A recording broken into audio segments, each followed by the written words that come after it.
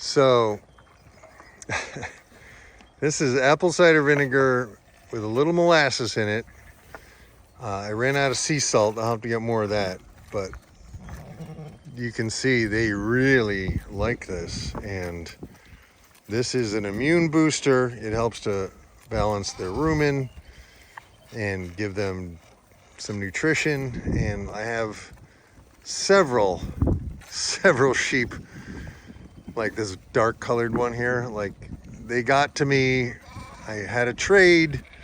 I traded some rams for them, and I got them plus some of their babies. So, and this sheep is pushing her head right against the fence, and she's not getting shocked.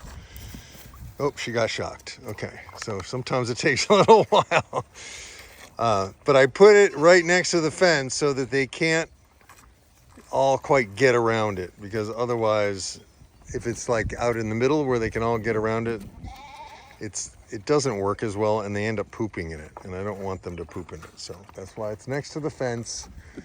That's why the salt is next to the fence, but the water is in the shade. I have the water over here under the solar panel, so the water stays shaded, so if we have hot days, it doesn't become, you know, a bath water hot soup of pathogens. And almost every time I move the water, like, so basically once a week, I scrub them out. And it's not perfect, but at least they're not as gross as if I just left them in one spot. So that's a little bit of what I do and why I do it here at the Solar Shepard. My name is Mark Shepard, and I am actually a solar shepherd. And so I'm in the early processes of scaling up.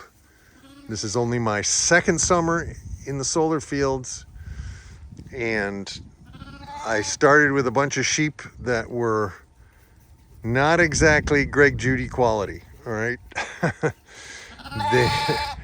They've all been propped up with modern medicines, and I can't afford to just take away the props and let them die, right?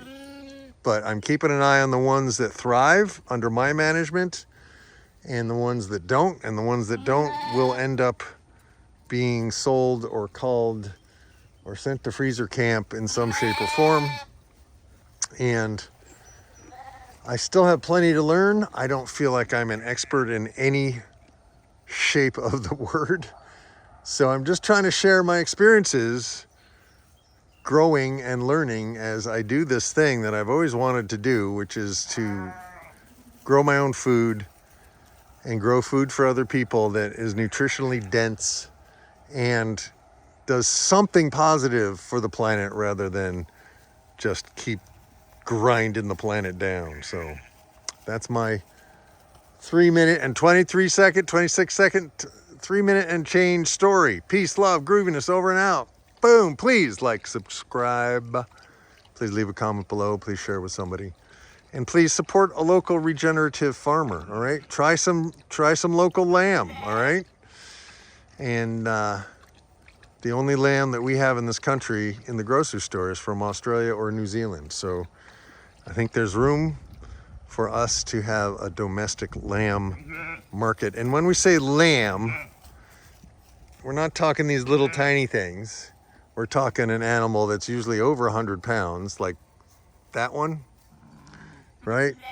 So it's not babies. We're not harvesting babies. We're harvesting year-old young male sheep.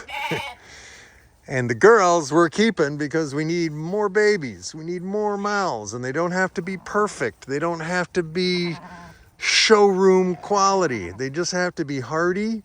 They have to be able to give birth without help, and they have to eventually have good feet.